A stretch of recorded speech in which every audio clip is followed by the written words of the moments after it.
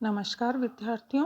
आज हम बीए पाठ प्रथम के प्रथम प्रश्न पत्र का अध्ययन करेंगे और प्रथम प्रश्न पत्र में हम देख रहे हैं भक्ति आंदोलन और सूफी मत। सूफी मत का अध्ययन करने से पहले इस शब्द का भी हमें अर्थ जानना जरूरी है। सूफी शब्द के मूल स्रोत के संबंध में विद्वानों में काफ़ी मतभेद है। कुछ लोग इसे ग्रीक शब्द सोफिया का रूपांतरण मानते हैं। कुछ लोगों का कहना है कि जो व्यक्ति पवित्र थे वे सूफी कहलाए। कुछ का कथन है कि मदीना में मोहम्मद साहब द्वारा बनाई गई मस्जिद के बाहर सूफ अर्थात चबूतरे पर जिन ग्रहहीन व्यक्तियों ने आकर शरण ली तथा जो पवित्र जीवन बिताने हेतु ईश्वर की आराधना में लीन रहते थे वे सूफी कहलाए। किंतु ग्रीक शब्द सोफिया से यह शब्द बना है, इस कथन में भी यथार्थता दिखाई देती है, क्योंकि सूफी अनुभव सिद्ध ज्ञान को ही महत्व देते हैं। सूफी मत को बहुत सूफियों ने प्राचीन धर्म कहा है और बताया है कि मूल प्रवर्तक स्वयं आदम या आदि पुरुष थे। कुछ सूफी लोग इसके प्रथम प्रचारक हजरत मोहम्मद साहब को मानते हैं और कुछ लोग इसके मौलिक सिद्धांतों का कुरान शरीफ में अभाव पाकर इसके प्रचार का श्रेय अली या किसी महापुरुष को देते हैं जो कि पैगंबर का साथी रह चुका था। सूफी दर्शन और सिद्धांत के संबंध में विद्यार्थियों ये कहा जाता है कि जिस समय सूफी धर्म का विकास हुआ उस समय भारत में वेदांत धर्म दर्शन और यूरोप में धार्मिक पुनर्जागरण की लहर फैल रही थी। अतः सूफी दर्शन एवं सिद्धांतों का समकालीन घटनाओं पर बहुत ही प्रभाव पड़ा। संभवतः मनुष्य कामी, लोभी, लालची और बंधन मुक्त होता है। यह मनुष्य की उबदियत अवस्था है। उबदियत की ये अवस्था में साधक का यह कर्तव्य है कि वह अपने पापों के लिए पछतावा और विश्वास अर्जित करे। तत्पश्चात उसको शरीयत के अनुसार नमाज, रोजा, तौहीद, जकात और हज का पालन करना चाहिए ताकि दुर्गुणों का नाश हो सके, इश्क खुदा में पड़ सके।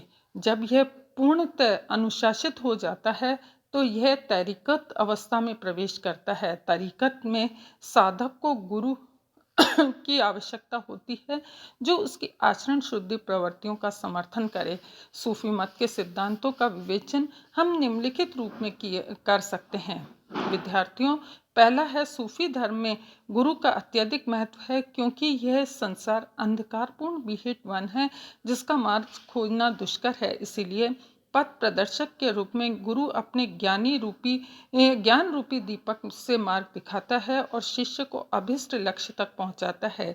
गुरु की परिचर्चा एवं सेवा शुश्रूषा से साधक को विश्वास हो जाता है कि वह सन्मार्ग का प्रतीक है। दूसरा, ईश्वर एक है, अतः हमें उसकी एकता से में अटूट विश्वास करना चाहिए। संसार की प्रत्येक वस्तु ईश्वर प्रदत्त है और संपूर्ण विश्व उसी के दिव्य प्रकाश से आलोकित है। सूफी मत में एकत्व से तात्पर्य दो पदार्थों ईश्वर और जीव का मिलना नहीं वरन द्वैत भावना से है जो मैं और तू में अंतर नहीं करता है। तीसरा है ईश्वर सौंदर्य में है तथा प्रेम के द्वारा ही उसे प्राप्त किया जा सकता है। ईश्वर के अपने ही सौंदर्य पर मुक्त होकर अपने को प्रदर्शित किया है। इसलिए ईश्वर में सौंदर्य नहीं होता तो संसार इतना सुंदर कभी नहीं होता।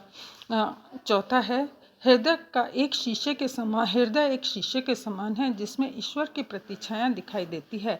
किंतु यह भी संभव है कि जब हृदय को सांसारिक प्रलोभनों से दूर रखा जाता है, क्योंकि यह जब हृदय पवित्र होगा तभी ईश्वर की प्राप्ति होगी। पांचवा है मनुष्य एक श्रेष्ठ प्राणी है। मनुष्य एक श्रेष्ठ प्राणी है, अतः पूर्णता की उच्च श्रेणी तक पहुंच सकता है।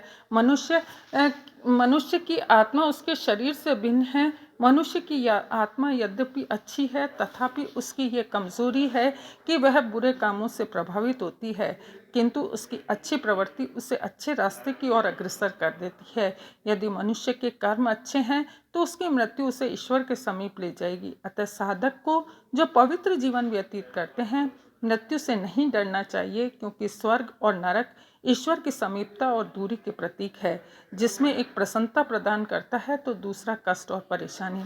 उपरोक्त विवरण से स्पष्ट है विद्यार्थियों कि सूफी धर्म प्रभावशाली दर्शन और सिद्धांतों की नींव पर आधारित था, जिसका भारत में अत्यधिक प्रचार और प्रसार हुआ। यह धर्म एक और कुरान की शिक्षाओं पर आधारित है तो दूसरी ओर वेदांत का प्रभाव भी इस पर स्पष्ट दिखाई देता है। अतः यह धर्म हिंदू और मुस्लिम विचारों का मिश्रण है। इति नमस्कार।